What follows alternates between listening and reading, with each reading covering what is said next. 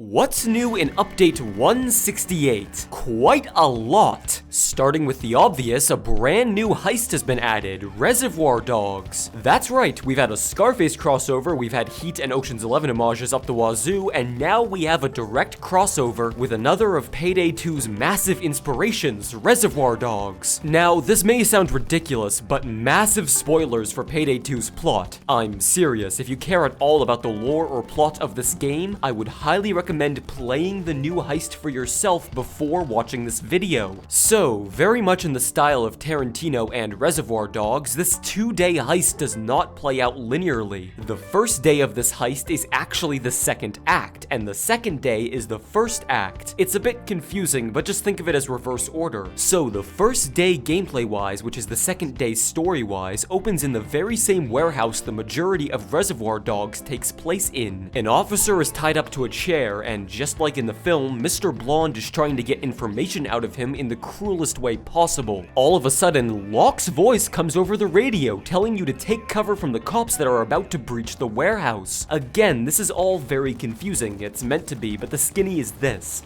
Locke has taken Bane's place for this day, and is helping you and your crew escape this botched heist alive. According to Locke, the events of Alaskan Deal, where he betrayed you, were sort of a triple agent play. He was working with Bane to get your crew out of Washington without raising suspicion. Something to do with the police being aware of your location and getting ready to come down hard on you. Throughout this heist, Locke will be the one giving callouts for objectives, teammate status, assaults, all of the stuff that Bane would normally do. Where's Bane? Well, we'll get to that. Mr. Blonde will get to his role in this as well soon enough. Will take the officer he's convinced has information on the situation into the back of the warehouse, and leave it to the Payday gang, that's you, to defend him. Locke will start formulating a plan to escape the cops. Eventually, Mr. Pink will radio in, saying that he's been shot and is coming in hot. His car will barrel onto the scene, and you'll need to escort him safely into the warehouse. Once inside, Mr. Blonde informs you that his escape car full of loot is toast, but he was able to stash the loot inside of a self-storage lockup nearby. Unfortunately, he can't remember exactly which one, and he lost the keys, so grab a power saw from the warehouse and no mercy the doors until you find the one containing loot. The rest will have loose cash and ammo cache or various other tats. Once you find the giant stack of diamonds, take as many as you can back to the warehouse. At this point, Twitch will drive in. Once he's arrived, make a break for the van and escape, leaving Mr. Blonde, Mr. Pink their hostage and the loot to their own devices. Don't worry, you'll still get your cut. At this point, Locke will apologize for what happened to Bane over the radio, and story-wise, this heist is over. So that is very likely confusing. Again, it's meant to be, so move on to day 2 for the answers. This will take you back in time to where all of this started.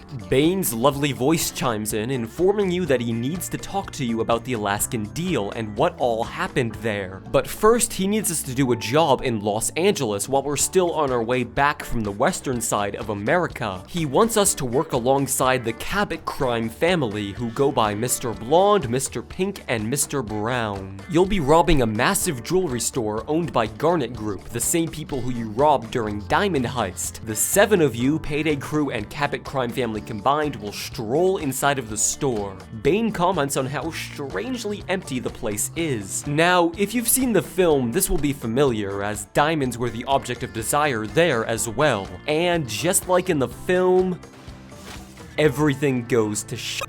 Mr. Brown is out of commission. One way or another, it was a setup. The LAPD jumps on you from the lifts and surrounding streets, and it turns from a smash and grab into a massacre. Bane quickly thinks of a plan to still go through with the job. He'll have you hack the security door leading to the back halls of the store. All the while, there are display cases aplenty filled with jewelry, both loose and baggable. The bags can be secured in Mr. Blonde's escape car, the one with a cop stuffed in the trunk. Either way, when the hack is done, you'll head to the vault area where the diamonds we're after are located. The vault is pretty secure, but but Bane has a plan to bust it open. Set up 2 normal drills near the locks to get holes big enough to fit our Vault Buster into. While waiting, there are several safes and an abundance of loose and baggable loot just lying around upstairs. You can set up a zipline to have it all sent to Mr. Blonde, however, you'll need another heister over on the street ready to pick up the bags and throw them in the trunk, or else the cops might get to them first. While you're at the car, it's a good idea to grab the vault busting equipment, liquid nitrogen. 2 canisters, 1 for each hole left once the drills on the vault are complete. Mount the canisters and wait for the vault's locks to freeze over. While this happens, Bile will fly in with a bag of C4. Conveniently enough, around the exact same time the locks are frozen solid should be when the bag of C4 crashes through the ceiling. Stock up, mount the charges on the frozen vault, and blast your way through. This'll let you swing the vault door open. Inside is more loose cash and, you guessed it, the diamonds. Grab as many of them as you can and secure them in the seemingly infinite hammer space that is Mr. Blonde's trunk. When you're satisfied with your bags of gems, cash, and diamonds, it's time to haul ass. Not in Mr. Blonde's car though, you'd have way too much heat on you. You'll be escaping on foot through a shopping district close by. Blast your way through some locked doors and hop into your escape van. Finally, during the heist success screen, you'll hear the sounds of Bane's location being raided. He talks of a holy grail, Locke being a good guy. You hear some gunfire and then silence. This is where, story-wise, the day you played prior would begin. Locke coming in to save the day and doing his best to explain the situation.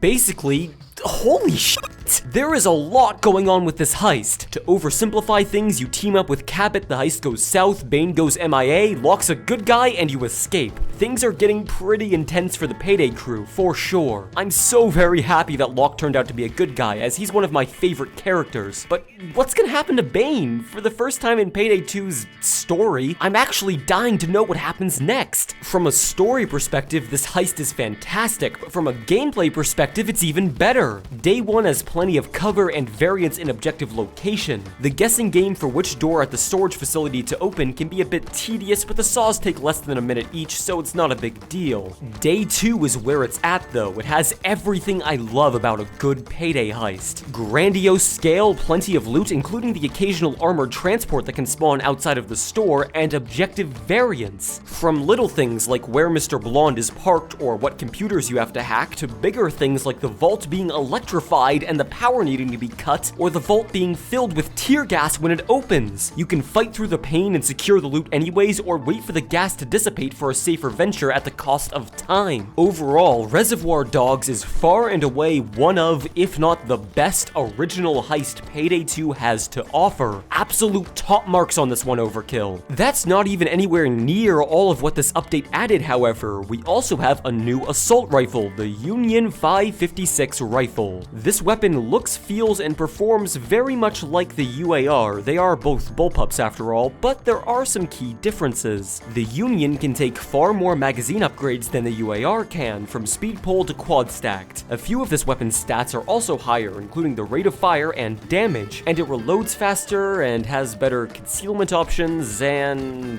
turns out this weapon is pretty much a direct upgrade to the UAR. This could be a good thing or a bad thing depending on how you look at it, as this update is completely free. So this isn't so much power creep as it is power steal? The UAR was an excellent option for DLC-less heisters, but now the Union can take its place as its superior. There was a melee weapon as well, the Alabama Razor. It's the razor Mr. Blonde used to cut the cop's ear off in the movie. For whatever reason, this melee doesn't have maximum concealment, so with its base 30 damage, it's pretty much useless. And as you'd expect from a Reservoir Dogs crossover, 3 pairs of shades were added as masks, varying slightly in size and style. Right then, I'll talk about the plethora of other changes and additions in this massive update just after the break.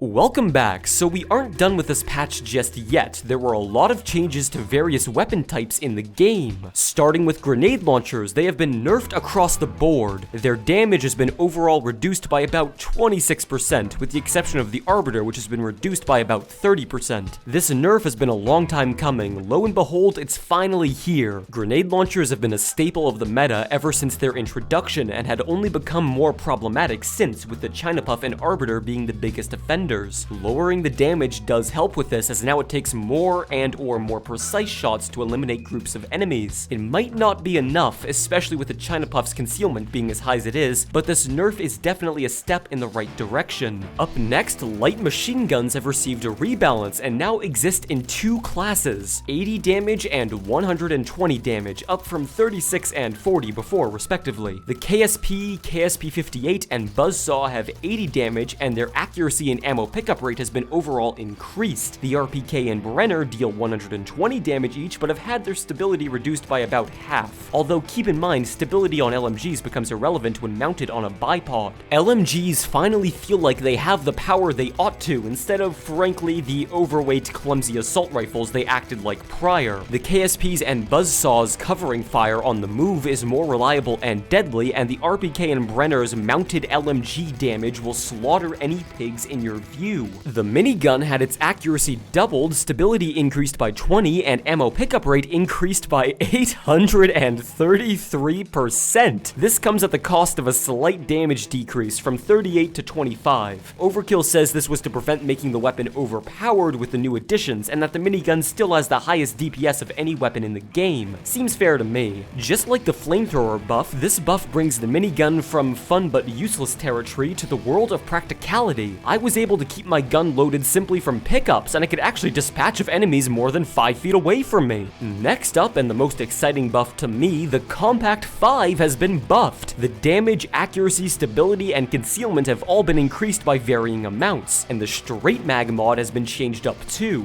It no longer increases damage, as the damage increase is now inherent to the gun, and instead increases stability by 8. These changes, I can't believe I'm saying this, make the Compact 5 feel like a reliable SMG. The stability and accuracy were absolutely this weapon's weakest stats, and these buffs heavily lean towards those stats. I'll find myself using this weapon a lot in the future, as the MP5 is one of my favorite guns IRL. I'm very happy about this change. Finally, for buffs, the Biker perk deck has received some attention, with cooldowns on its healing and armor regen effects being overall reduced to 4 seconds each. On top of this, having health or armor missing will reduce the cooldown by 0.1 seconds per 10% rather than 1 second. If you've never used Biker before, that'll sound a bit confusing, but overall it means healing should be more consistent. Instead of having massive gaps between healing spurts when on high HP and smaller gaps when low, it should be more universal across the board. Whether or not this makes Biker worth using, well, I'll need some more time to decide that. I'd recommend giving it a shot though, probably best to use it with hostage takers so you can have clowns to the left of you and jokers to the right.